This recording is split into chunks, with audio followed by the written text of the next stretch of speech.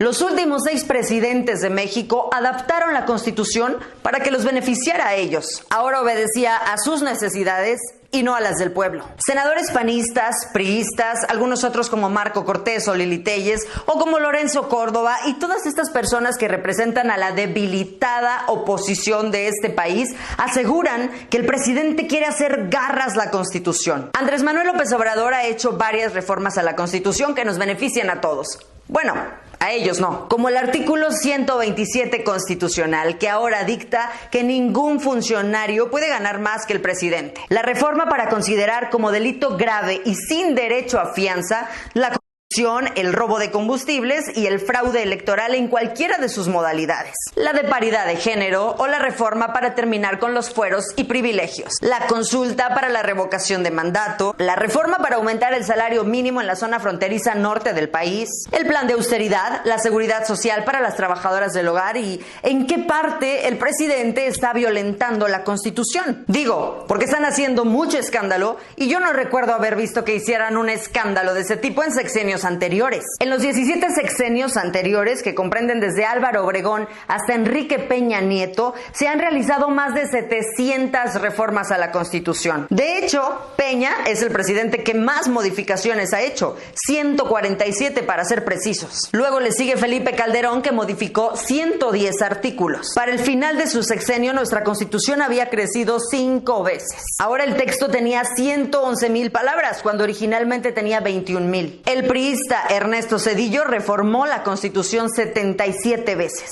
Gracias a estas firmas, ellos mismos se dieron permiso de apropiarse de las riquezas que eran patrimonio nacional. Ellos pagaban todo, las adulaciones y el silencio de los medios de comunicación. Sus cuentas bancarias eran cada vez más grandes y el pueblo de México cada vez más pobre. Con peor sistema de salud, peor educación, peores salarios, peores precios en la canasta básica. ¿O qué? ¿Ya no se acuerdan de todo lo que pasó a raíz de las reformas de Enrique Peña Nieto? Que México comenzó a depender de la inversión extranjera, dejándonos todo más caro porque teníamos que importarlo, como la gasolina, por ejemplo. La reforma energética, que garantizaba el abasto a precios competitivos del petróleo, la luz eléctrica y el gas natural. Pero ¿y en qué nos benefició? Todo subió de precio. Con la reforma constitucional energética se infringieron los derechos de los pueblos originarios, se vulneró la seguridad nacional y perdimos el control sobre las plataformas de producción y expropiación de hidrocarburos. Con todo esto, aumentaron los impuestos y, por supuesto, la deuda pública. El artículo 73, que habla de las facultades del Congreso, el 123 del trabajo, el 27 del régimen de propiedad y el 89, que habla de las facultades del Ejecutivo, son los 4 artículos de nuestra Constitución